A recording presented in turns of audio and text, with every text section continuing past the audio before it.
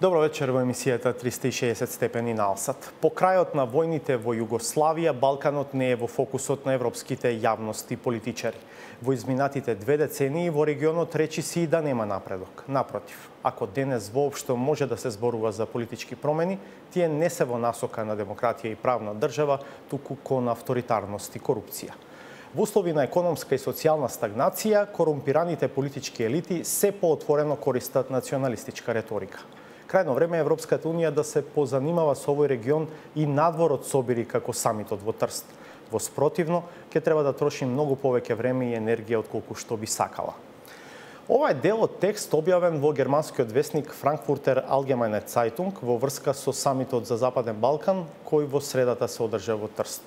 Собирот беше во рамките на Берлинскиот процес, креиран во 2014 година од германската канцеларка Ангела Меркел, како уште една рамка што ќе одржува во живот идејата за зачленување на целиот регион во Европската Унија. Дали Берлинскиот процес ги дава посакуваните ефекти? Дали ветувањата за грантови за инфраструктурни проекти се првиот конкретен резултат во досегашниот 4-годишен циклус на процесот и дали може да се очекува забрзан процес на зачленување во ЕУ? Меркел од Трст порача: важно е да бидеме сигурни дека регионот може би полека, но сигурно се движи кон полноправно членство во Унијата. 360 степени беше во Трст и вечерва правиме анализа на резултатите и пораките од овој собир. Што донесе тој за Македонија?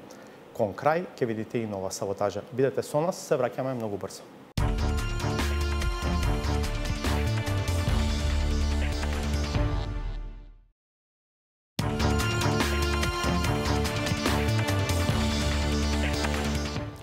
Гледате 360 степени. Самитот за Западен Балкан, кој се одржа во средата во Трст, донесе едно интересно совпаѓање. Во рамките на собирот се случи првата средба на премиерот Зоран Заев со германската канцеларка Ангела Меркел, само 40 дена по изборот на новата влада во Македонија. Состанокот донесе позитивни пораки и надежи за европската иднина на земјава, слично како што во 2006 година, исто така 40 дена по изборот на тогашната нова влада донесе и средбата на тогашниот премиер Никола Груевски со Ангела Меркел во Берлин. Груевски тогаш се надеваше на брз почеток на пристапните преговори со ЕУ, како што сега се надева и Зоран Заев. Што е исто, а што различно за Македонија и за регионот? И што друго донесе собирот во приморскиот италијански град Трст од колегата Александар Димитриевски.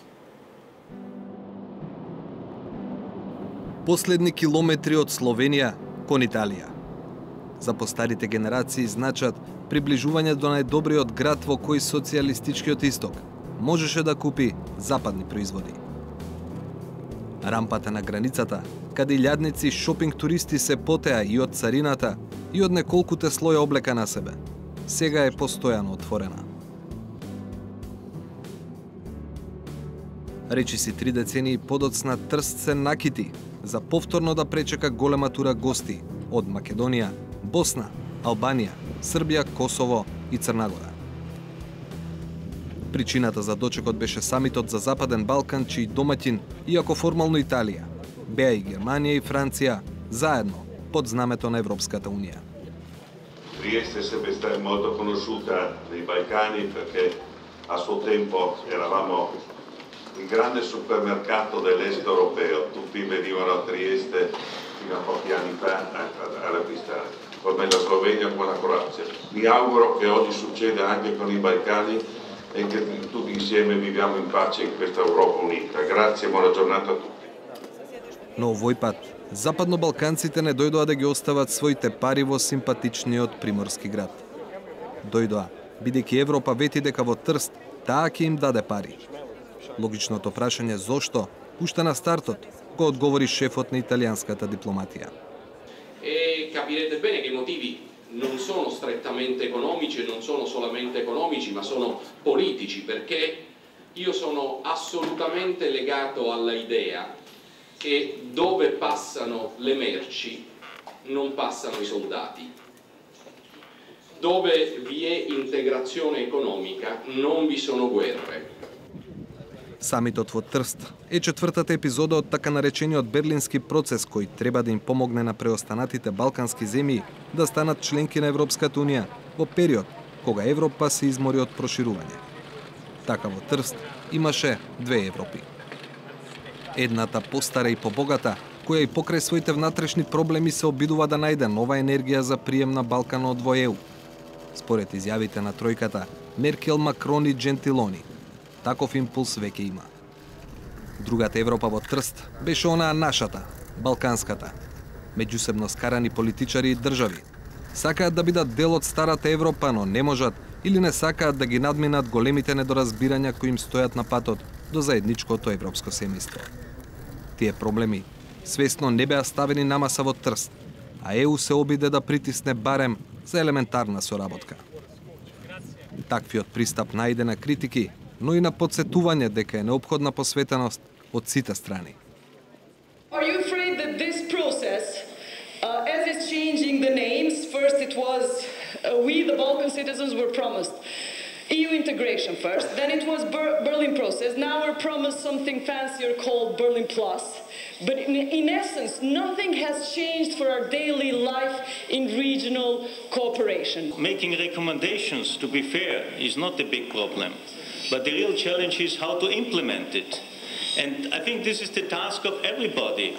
And honestly, I have some concerns also today that the society is split into two parts, the politicians and the civil society. I think if you want to make progress, and if you all want to make progress, all of us have to think how we can contribute that things are changed. Од неколкучасовниот собир во Трст и не можеше да се очекува да биде доволен за решавање на децениски проблеми.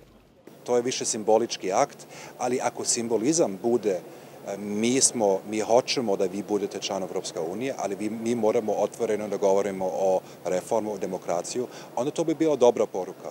Ja se plašim da poruka može da bude i mi hoćemo stabilnost, mi hoćemo mir na Balkanu i kako vi to radite, koja vrsta vlade imate, to nama ne zanima. I to bi bila loša poruka. Znači, simbolika je bitna, zavisi na kom pravcu tu ide.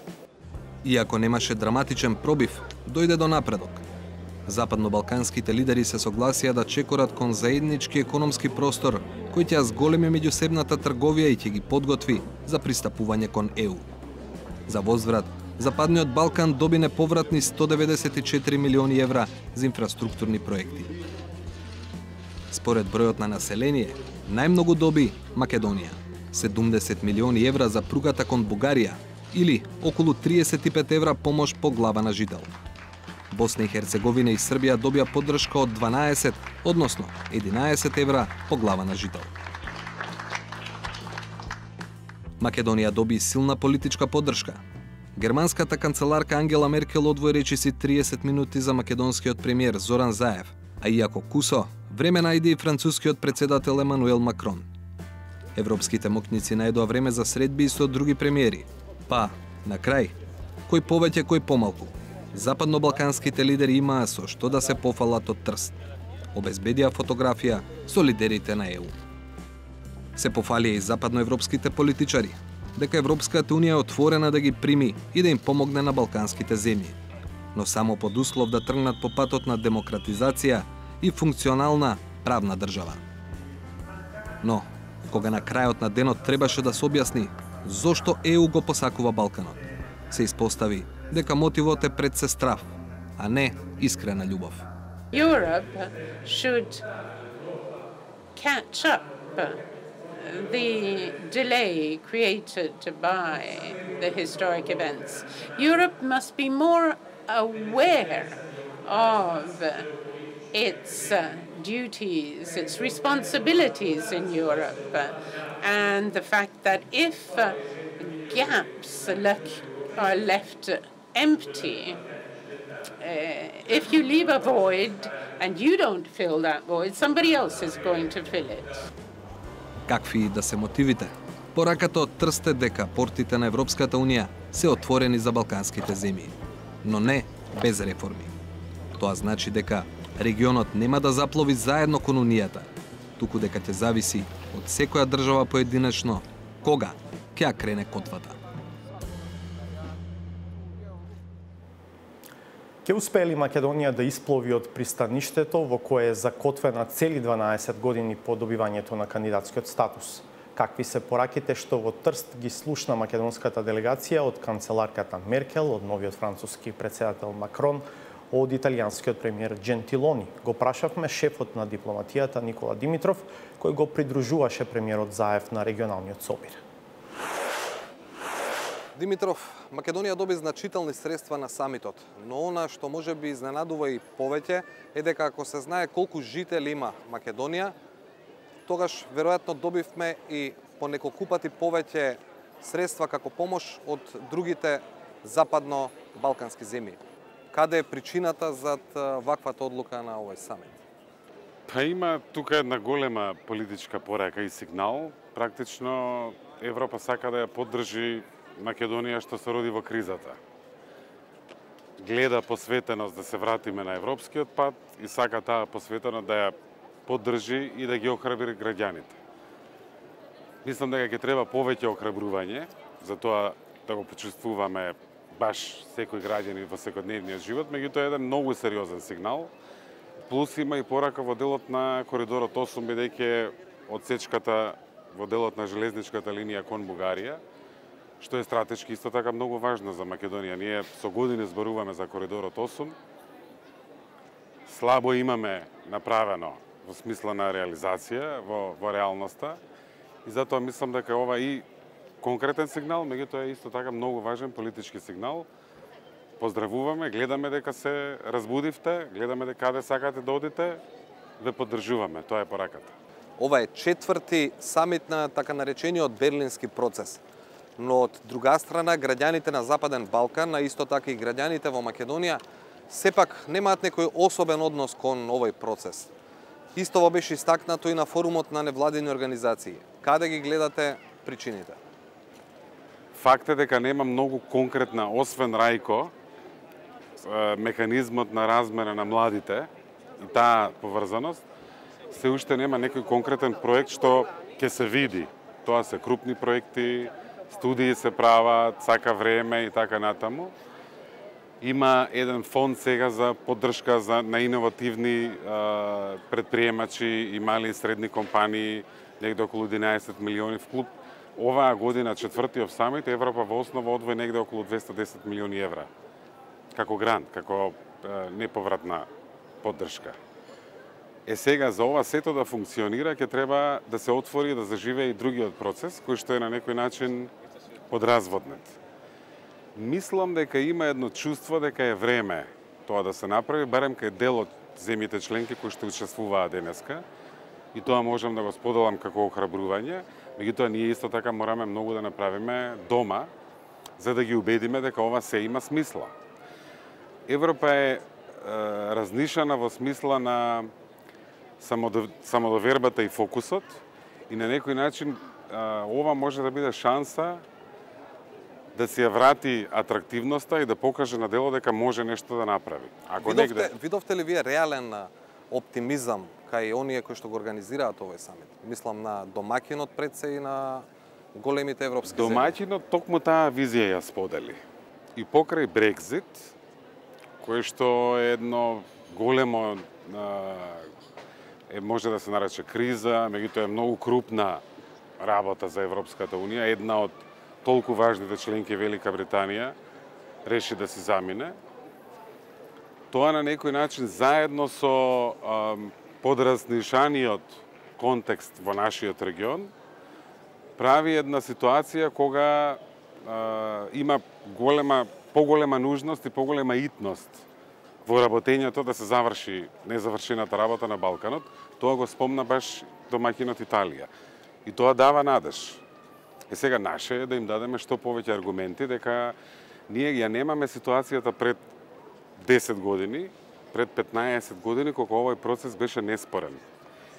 Ние мора да работиме многу повеќе од претходните земји членки кога го водеа овој пат, за да ги убедиме дека има смисла. И на некој начин, меѓутоа друг пат немаме.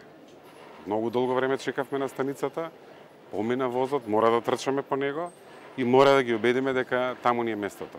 Сепак не беа отворени оние горливи прашања, би рекол, барем од она што можеше јавноста да го дознае надвор на на овој самит. Секако се креира една атмосфера на соработка, но од друга страна не се пипаат оние прашања кои што во моментов изгледаат и нерешливи или многу тешко решливи помеѓу повеќе балкански земји.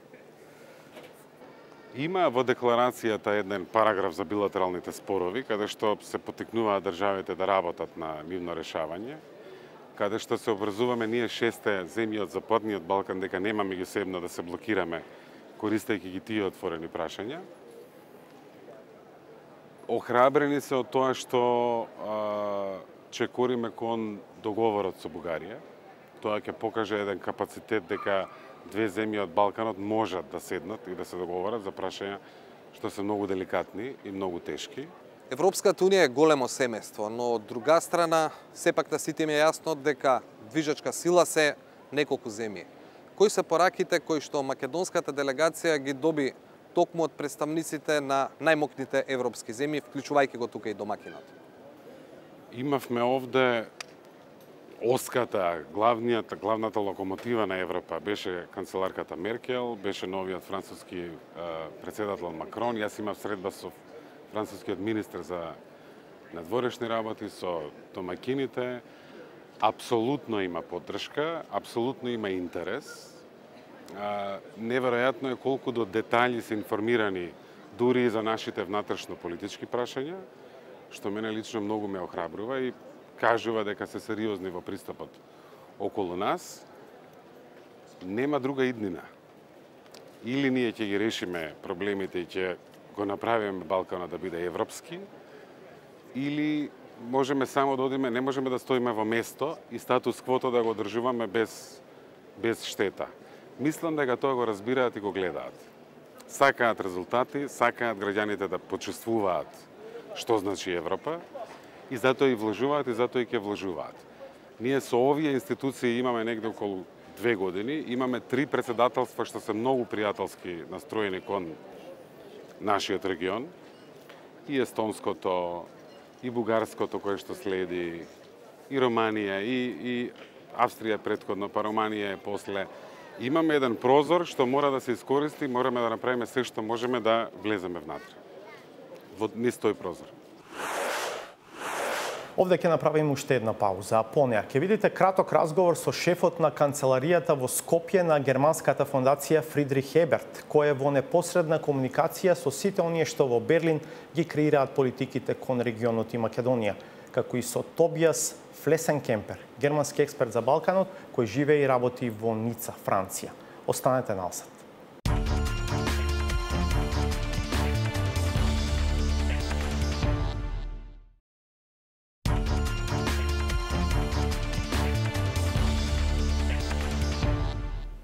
Продолжуваме со емисијата 360 степени, посветена на самитот во Трст во рамките на Берлинскиот процес. Во студиото е Милан Живковиќ, директор на канцеларијата во Скопје на германската фондација Фридрих Еберт. ФЕС, накратко, е еден од коорганизаторите на Форумот за граѓанско општество во рамките на самитот во Трст. Вие лично бевте таму.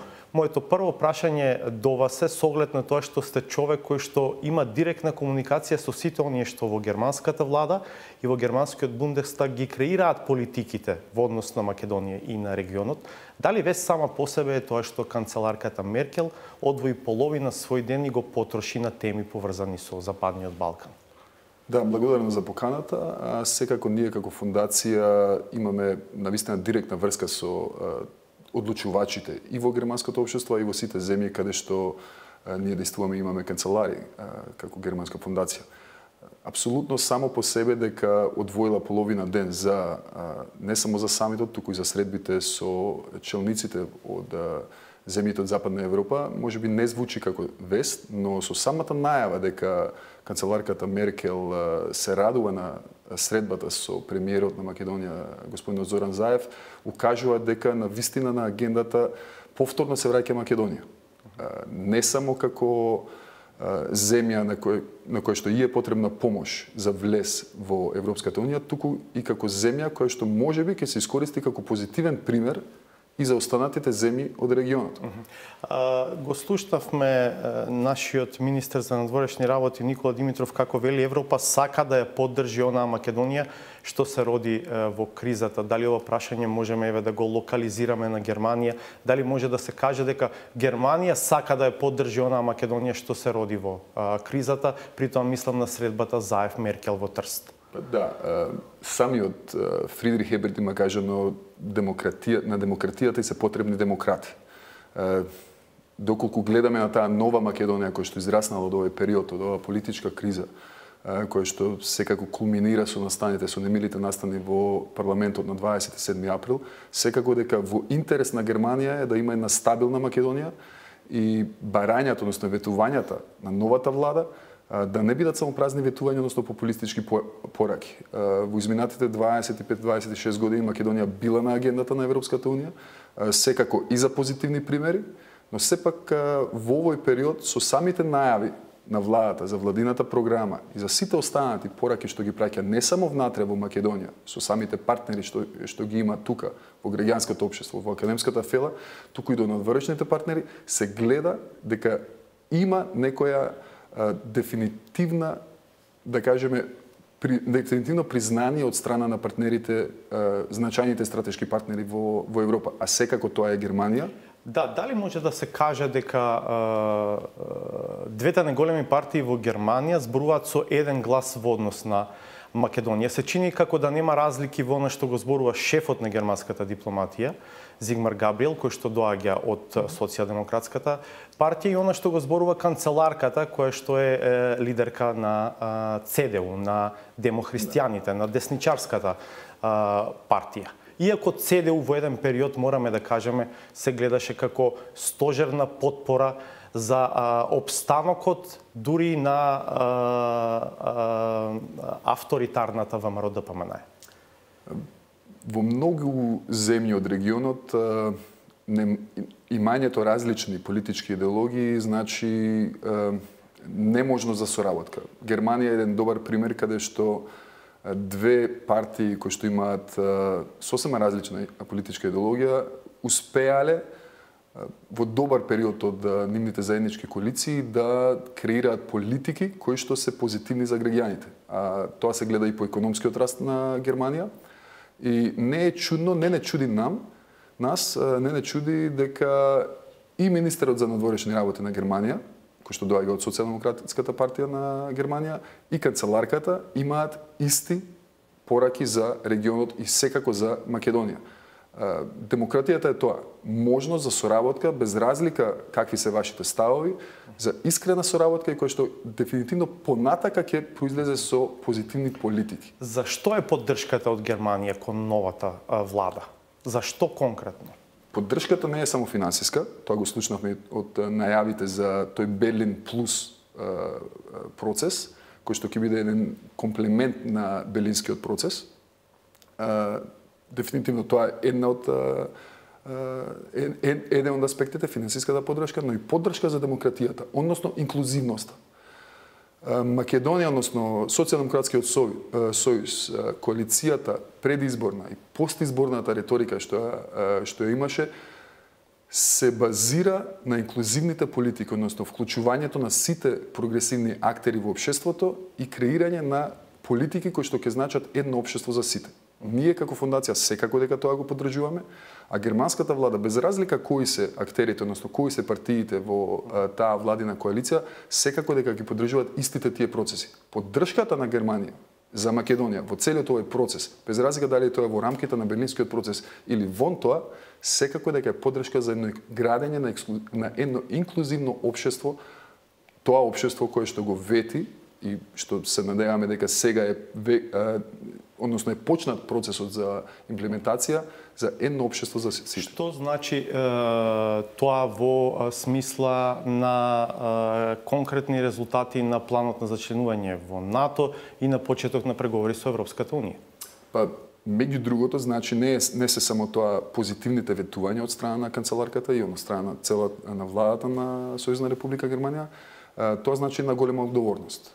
Пораката која што се праќа е дека немаме како држава, немаме веќе втора шанса. Тоа е пораката и тоа е една сериозна порака која што се праќа и до владата на Република Македонија, но и до сегашната опозиција.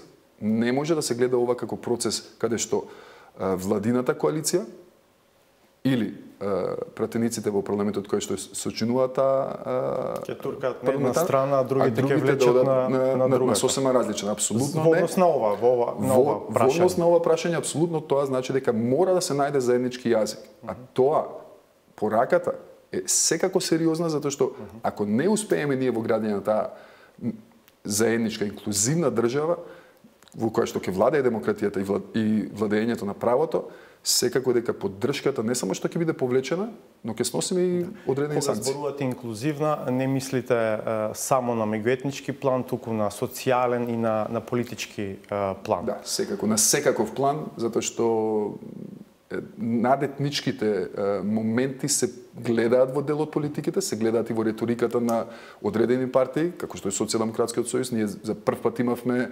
граѓани од албанската националност кои што отворено кажуваа дека гласаат или ќе гласаат за партија која што досега значеше како моноетничка партија, како но сега предизвикот е тие промени да се направат одржливи. Точно. Демократијата, само да напоменам тука, демократијата оди низ стомакот на човекот. И апсолутно, ако не ги видиме тие промени на економски план, многу повеќе на економската сигурност, а тоа ги вовлекува социјалната и трудовата политика на сегашната влада, тоаш може да очекуваме дека граѓаните, односно гласачите, ќе го гледаат тоа како празни ветувања. Дали во таа смисла може на први конкретни резултати од Берлинскиот процес да се гледа на овие ветувања за доделување пари за конкретни инфраструктурни проекти? Тоа е навистина важно прашање. Инфраструктурата на целиот Балкан не е во некоја сјајна положба, во некоја одлична положба, мора да се работи многу повеќе на тоа. Слушнавме во јавноста дека министерот за транспорт и врски имаше конкретни изјави за квалитетот на одредени патишта, на одредени проекти кои што се финансирани и со европски пари, а и секако со пари од буџетот. И апсолутно тие доделени пари ќе значат повторна обврска. Обврска затоа што тоа ќе бидат средства доделени во рамките на овој Берлински процес, а во исто време ќе мора да се одговори со одреден квалитет и со нешто кој што ќе биде важно за самите граѓани. Помина веќе времето каде што ќе ни се даваат втори, трети, четврти шанси.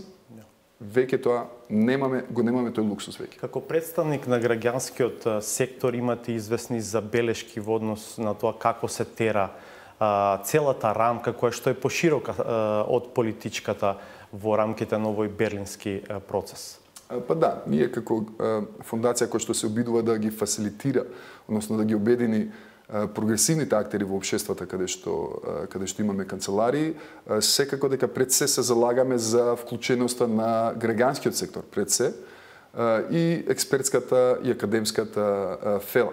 Во рамките на форумот за граѓанско општество кој што веќе 2 години Фондацијата Фридрих Еберт со националните канцеларии од регионот и заедно со регионалната канцеларија на Фондацијата Фридрих Еберт во Сараево го креираме овој форум за граѓанско општество, кој што значи една инклузивност, односно подготовка на препораки и забелешки и секако коментари на сите оние политики кои што произлегуваат или ќе произлегуваат од рамките на Берлинскиот процес. Добро е да ги имаме овие форуми, го имаме форумот за млади, ги имаме форумите што се за економска политика, секако за граѓанското општество, го имаме политичкиот самит, кој што секако почна од Берлин, па Виена, па Париз минатата година, сега во Трст, следниот се најавува за во Лондон.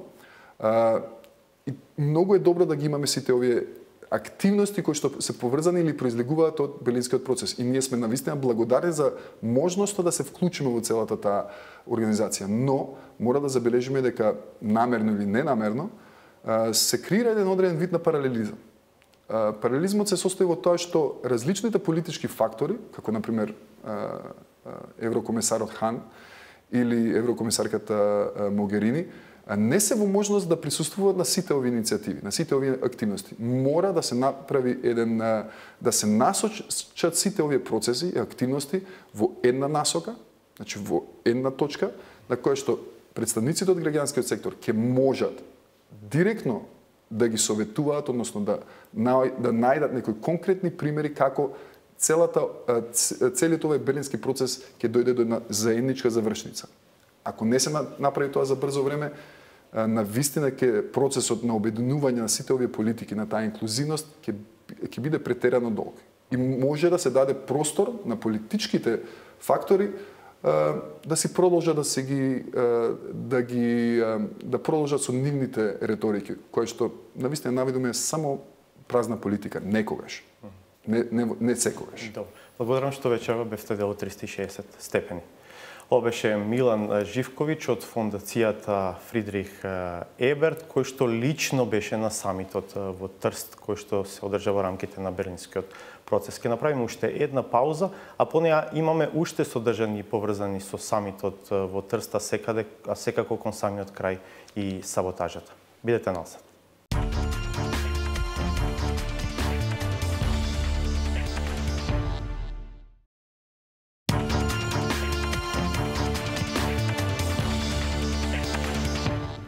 Влегуваме во завршниот дел од анализата на резултатите од самитот за Западен Балкан во Трст.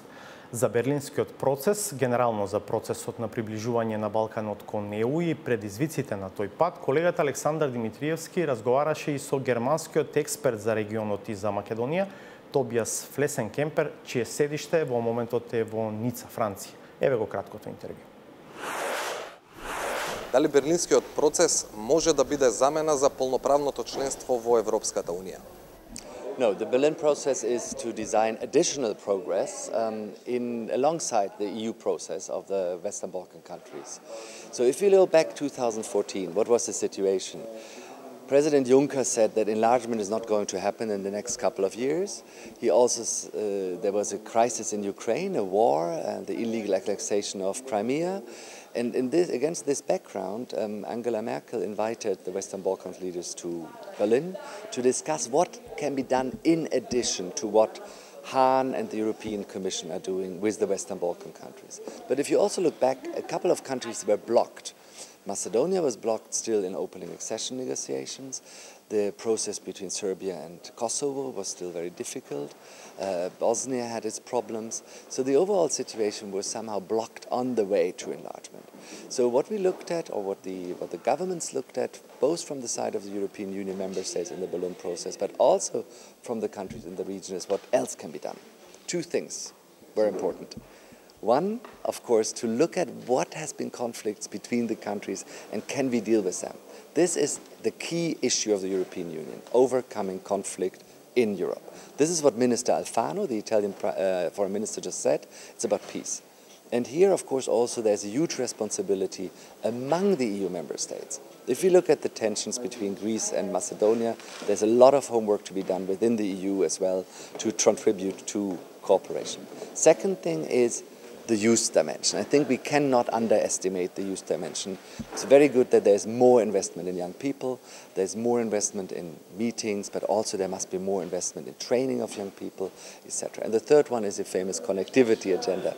Now, this one is, yes, it's important investments, to do additional investments into infrastructure, but of course infrastructure alone will not help. If you look back to the 1970s, when in Yugoslavia there was a big infrastructure boom, it doesn't help you to overcome the economic crisis, yet it can lay the foundations for faster moving, more kind of activity, economic activity. So the three elements which I mentioned, there are things that need to be done anyway.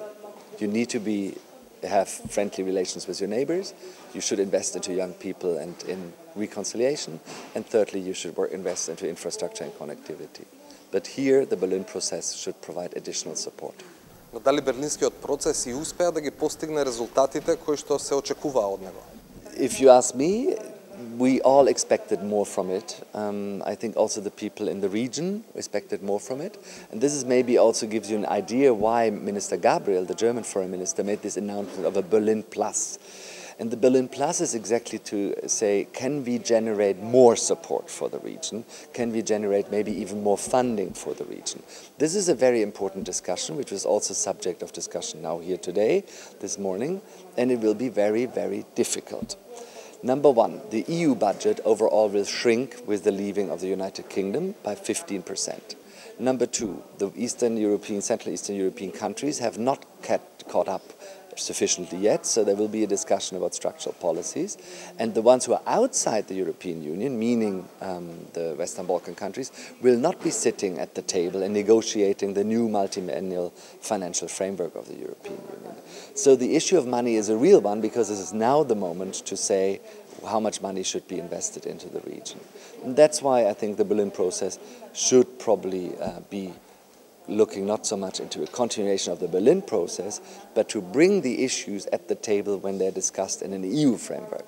We will have a new institutional cycle starting in 2019. This is 2 years from now.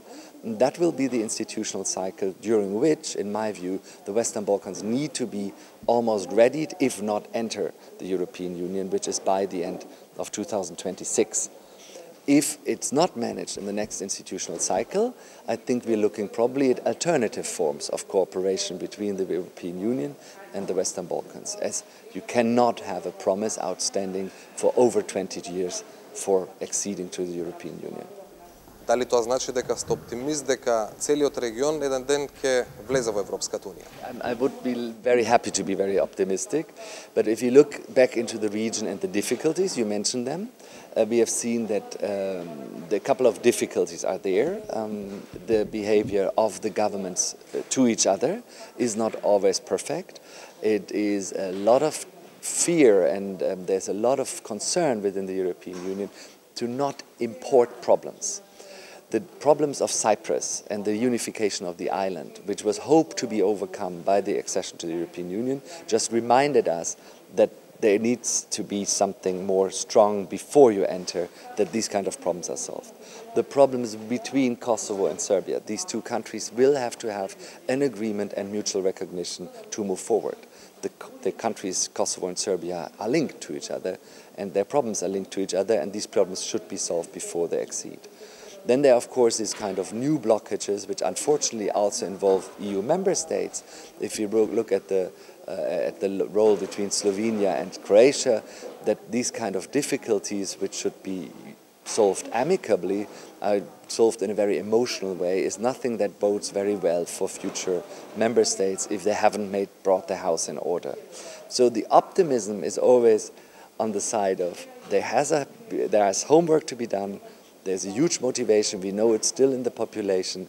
There's a huge motivation also to develop economically, to develop these countries. So these things can come together in a good way, but it needs also a political breakthrough in the region, among the leaders of the region, in the countries themselves, to change the way how they do politics and move from confrontational politics into more cooperative politics, and move from winner-takes-it-all attitudes to compromise, and to look far more precisely on how actually they work on the welfare of their citizens and how they make their democracies work better. Ова беше анализата посветена на резултатите и пораките од самитот во Трст. Во продолжение, Сречко Поповски и саботажата.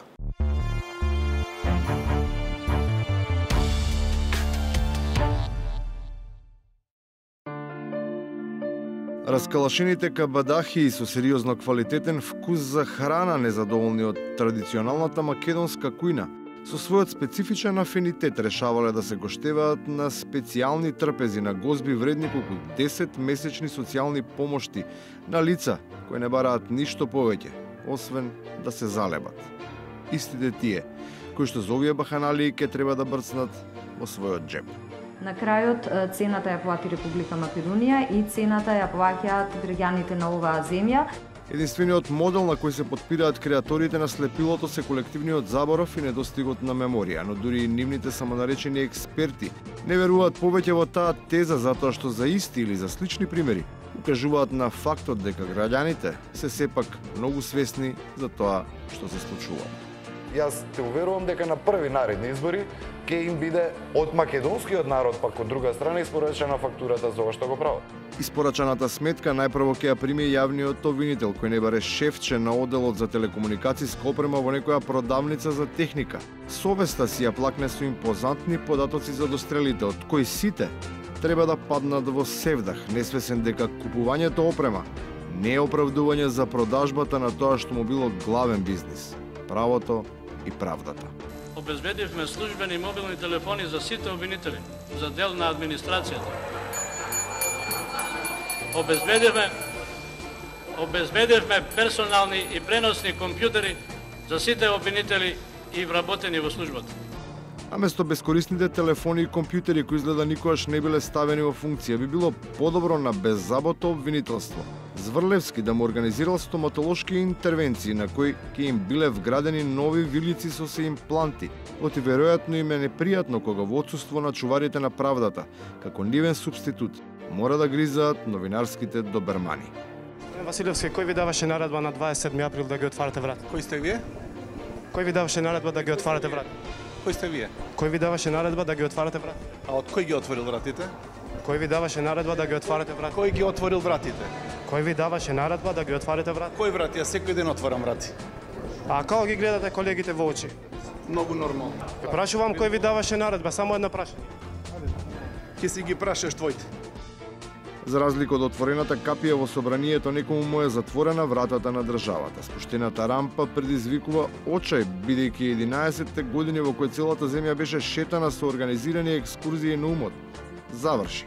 А доаѓа време кога се бара објаснување за тоа од каде некому толку многу му се наполнил куферот. Лаконскиот одговор е само обид да се релативизира тешкиот багаж заглавен во меѓузоната.